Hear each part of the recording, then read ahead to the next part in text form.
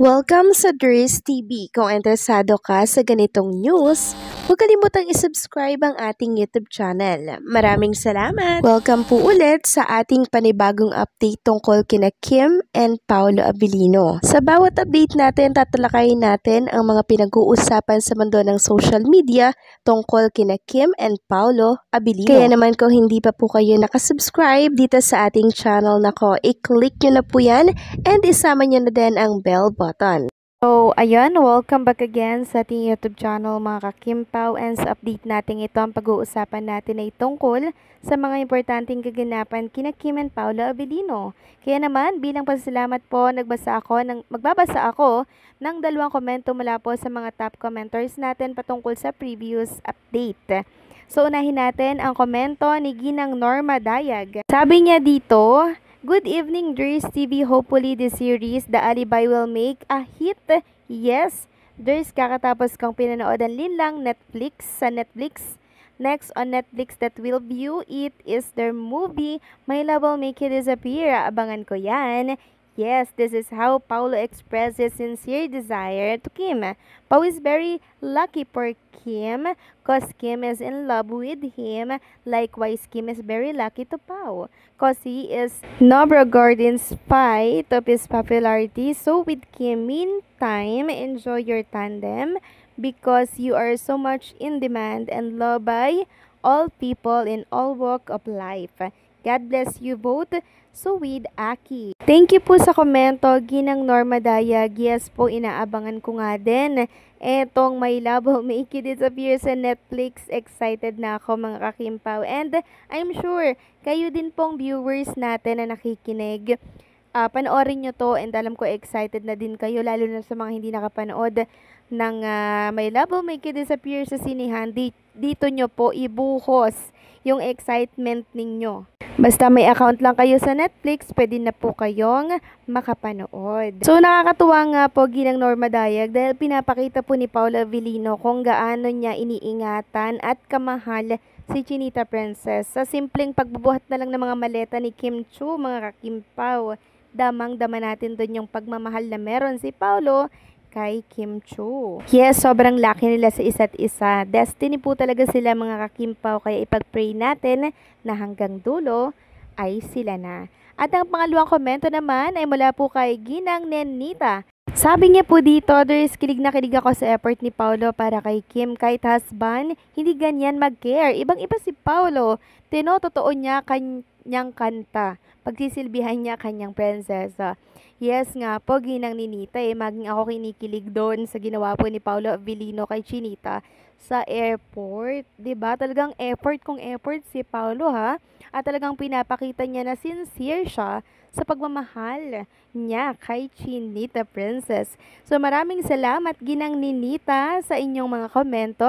God bless po sa inyo. So ayun na nga, no, pag-usapan na po natin itong mahalaga at importanteng ganap kay Kim and Paolo Abilino ngayong araw po ng Miyerkules. So di ba po mga kakimpaw, ngayon po ang schedule, July 9, ni Chinita at Paolo Abilino dito po sa Surigao. Para yan sa isang concert, birthday po ng isang honorable doon na nag-imbita po sa kanila, no? So, mga kakimpaw, meron tayong nabalitaan ngayong umaga lang or ngayong araw na to na kung saan pinag-alala nga po ng marami kay Kim and Paolo Abilino habang sila po ay papunta sana ng Surigao. So, eto po mga kakimpaw yung shinare ni Chinita Princess sa kanyang X account. Sabi niya, nakaka-O to the M to the G moment. Our plane, fly pal, tinag niya, going to Butuan, had to turn back to Manila just 10 to 15 minutes after take-off due to a technical issue. Mid-air, I found myself low-key panicking. Nagpanic po si Chinita Princess. My mind racing, even looking for seat 11A. I tried to stay calm, prayed hard, and thankfully we landed safely. What a morning back in Manila. So bumalik sila sa Manila, mga kakimpaw. So, eto nga po, nag-share pa siya na while waiting for the announcement of our flight, kape tayo dyan para mas lalong kabahan. Good morning, it is Fly Fala. So, ayan, tinag niya ulit. So, eto po kasi ang nangyari, mga kakimpaw. Sabi dito sa Instagram story ni Kim, O to the M to the G. Ayan po yung sinakyan po nilang airplane, yung number. Maybe reading too much news lately got me nervous today. So much. So that I kept myself looking for seat 11A because according to the internet, it's the safest seat. Except our plane seat started at 21. Hala.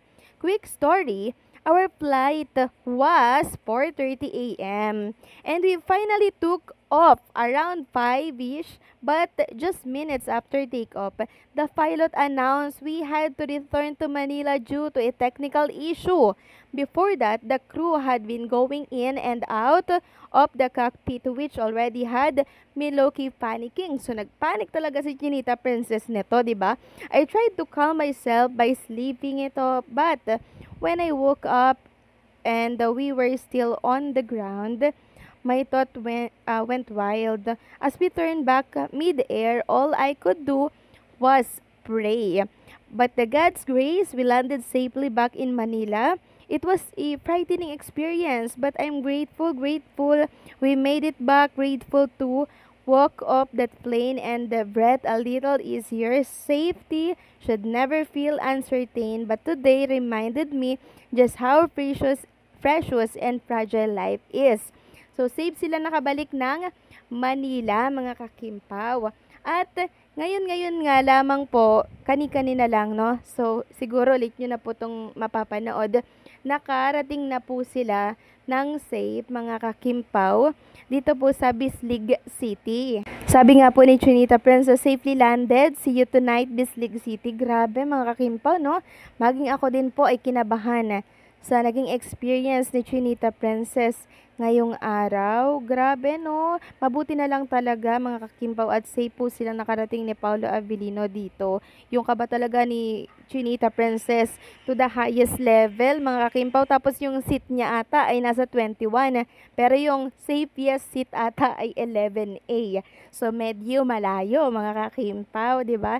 So, ito kasi, ang nababasa natin sa social media, yun yung nagdadala sa atin ng panic, ng nervous, 'di ba? So yun yung na-feel ni Chinita Princess kanina. And mabuti na lamang po talaga at okay na okay siya. Kinabahan lang talaga siya ng bongga. And dahil nga dyan sa kwentong niya ni Chinita Princess ngayong araw, grabe ang dami pong nag-alalang mga fans sa kanya na ayun nga po, ingat siya lagi dyan.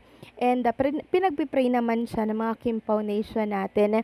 And thanks to God, dahil safe po silang nakarating sa Bislig. So may abangan tayo mamaya, mga Kimpaw, ha. May concert po si Kim and Paolo Avellino dito po sa Bislig. So anong sa inyo dito, mga Kimpaw? Kinabahan din ba kayo? Please comment down below.